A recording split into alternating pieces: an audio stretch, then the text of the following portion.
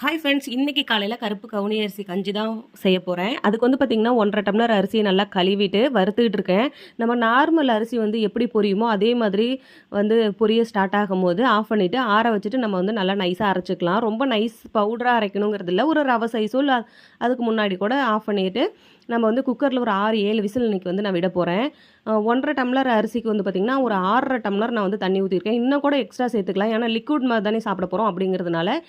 ஆனால் விசில் வரும்போது வெளியே லீக் ஆகும், அரிசி வேஸ்ட் ஆகுமேங்கிறதுனால ஒரு 6.5 டம்ளர் நான் தண்ணி சேர்த்துட்டு உப்பு சேர்த்து நல்லா மிக்ஸ் பண்ணிவிட்டு அடுப்பில் வச்சுட்டு ஒரு 6 விசில் 7 விசில் விட்டுட்டு ஆஃப் பண்ணிடலாம்.